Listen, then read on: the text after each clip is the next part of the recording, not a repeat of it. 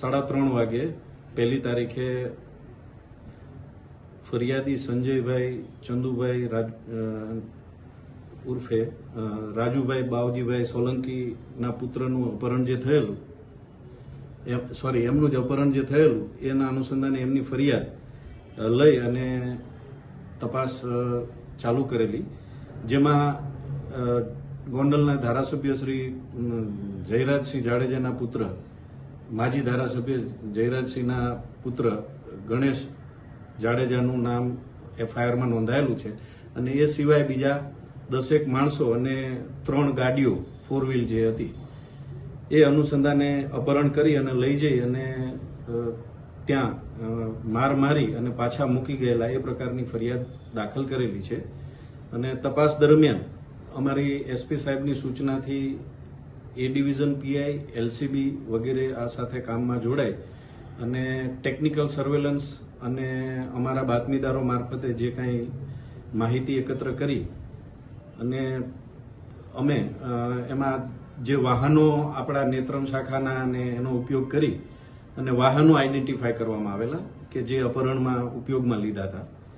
એના અનુસંધાને એલસીબી અને એ ડિવિઝન પીઆઈએ ગોંડલ ખાતે થી વોચમાં રહી અને આ ગુનાના કામે જે બ્રેઝા ગાડી વપરાઈ હતી નંબર પ્લેટ વગરની, એ બ્રેઝા ગાડી અને એમાં બેઠેલા 3 આરોપીઓ જે અપહરણ વખતે હતા એ 3ને હસ્તગત કરી અને અમારી પાસે રજૂ કરેલા અને પૂછપરછ દરમિયાન એ લોકોએ ગુનાની કબૂલાત કરેલી, તેમજ ક્રોસ વેરિફિકેશન કરતા પણ એ લોકો આ ગુનામાં હાજર હતા અને ગુનાહિત કૃત્ય કરેલું, જેથી એ લોકોની ગઈકાલે ધોરણસર સાંજે અટક કરવામાં આવેલા છે.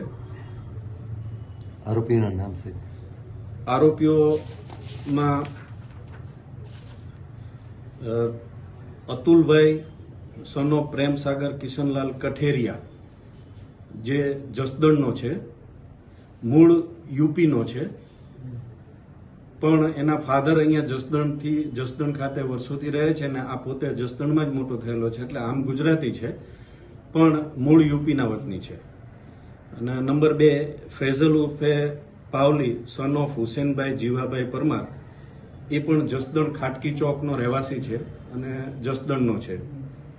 અને ત્રીજો છે ઇકબાલ સન ઓફ હારૂનભાઈ ઇસ્માઇલભાઈ ગોગદા, ઉંમર વર્ષ 34, એ પણ ખાટકી ચોકમાં જ રહે છે જસદણ. એટલે આ 3 લોકો જસદણ ખાતેથી અહીંયા બ્રેઝા ગાડીમાં અપહરણ માટે આવેલા. આરોપી સર અત્યારે 3 પકડાયેલા છે. ફરિયાદીએ કેટલા આરોપી કીધેલા છે? હાલ એ પૈકીના કેટલા બાકી? ફરિયાદીએ ફરિયાદમાં એક નામ આપેલું છે અને એ સિવાયના 10 માણસો અજાણ્યા, એટલે એ જે અજાણ્યા માણસો 10 છે એ પૈકીના 3 છે. સાહેબ, આ 3 આરોપીઓ છે એની શું સંડોવણી હતી આ ગુનામાં? મારવામાં હતા, રેકી કરવામાં હતા કે? આ 3 આરોપીઓ જે છે એમાં જે અતુલ છે એ આ બ્રેઝા ગાડી ચલાવતો હતો અને એને જે છે પેલા ફરિયાદીના એક્સેસને પાડી દઈ અને એ વખતે જે પડી જતા એને ઉચકી અને બ્રેઝા ગાડીમાં લઈ જઈ અને અપહરણ કરેલું. આ લોકોનો રોલ છે. સાહેબ, આ જે આરોપીઓ પકડાણા છે એ જે અજાણ્યા બીજા શખ્સો છે એના કોઈના નામ આપ્યા છે? એ તપાસ હાલ ચાલુ છે અને રિમાન્ડ મેળવી અને આગળની પ્રોસેસ હજી કાર્યવાહી કરવાની ચાલુ છે. એ તપાસ હજી ચાલુ છે. સાહેબ, કેટલા દિવસના રિમાન્ડ માંગવામાં આવશે? હાલના તબક્કે અમે 7 દિવસના રિમાન્ડ માંગવાની તજવીજ ચાલુ છે. પ્રાઇમરી ઇન્કવાયરીમાં 3 જણ તબક્કે અમે 7 દિવસના રિમાન્ડ માંગવાની તજવીજ ચાલુ છે. પ્રાઇમરી ઇન્કવાયરીમાં 3 જણ સહયોગ કરે છે પોલીસને?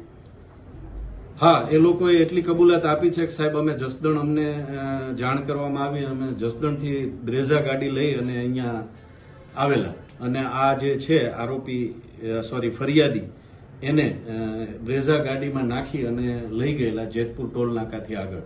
આરોપીએ કોઈ રોકડ રકમ લીધેલી છે કે ના, એવું કંઈ તપાસમાં હજી સુધી મળી આવેલ નથી. સાહેબ, આરોપીઓ છે તે મુખ્ય આરોપીના મિત્ર થાય છે, ગેંગના માણસો છે કે કઈ રીતના છે?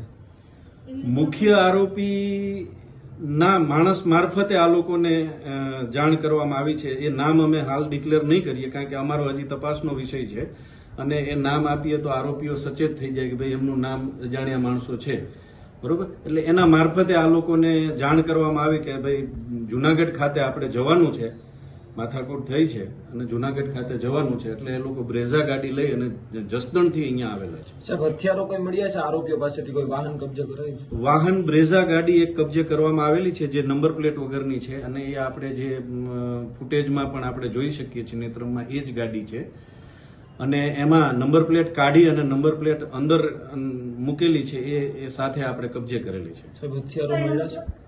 એનો મતલબ એવો થાય ને કે આ લોકોને એ લોકોએ હાયર કર્યા હતા સ્પેશિયલ અપહરણ કરવા માટે, એવું કર્યું? એટલે જે એમનો વચેટિયો છે એને મિત્ર ભાવે આ લોકોને અત્યારે સાથે લીધેલા છે. હાલ પૈસાની લેતી દેતી બાબતેની કોઈ પેલી જણાઈ આવેલ નથી, પરંતુ આવ્યા છે એ લોકોના કહેવાથી જ. આ લોકો પેલા કોઈ આવા કૃત્ય કર્યા હોય એવું ખરી? હા, પૂરો ગુનાહિત ઇતિહાસ આમ તો જુગારનો ને એવો છે, પણ એક અતુલ કરીને છે એના વિરુદ્ધ આર્મ્સ એક્ટનો ગુનો દાખલ થયેલા છે. હથિયાર મળ્યા છે આ લોકો? ના, અત્યારે હાલ નથી મળેલા. ગણેશને પકડવા માટે કઈ કઈ જગ્યાએ આપણે તપાસ કરવામાં આવી છે? ગણેશગઢની અંદર તપાસ કરી કે હા, એલસીબી ની ટીમ ત્યાં ગઈ હતી. એલસીબી અને એ ડિવિઝન પીઆઈ ગોંડલ ખાતે ગયેલા છે અને ત્યાં હજી સુધી મળી આવેલ નથી અને ત્યાંના પોલીસ સ્ટેશનને પણ આપણે જાણ કરેલી છે. જે ગોંડલના પોલીસ સ્ટેશન છે, તાલુકા પોલીસ સ્ટેશન અને એ ડિવિઝન, એને આપણે આરોપીઓની તપાસમાં, ગણેશની તપાસમાં રહેવા માટે મળી આવે તો અહીંયા હસ્તગત કરીને આપવા માટે આપણે ત્યારથી ફરાર કહી શકીએ સાહેબ આરોપીને? હા, હાલના તક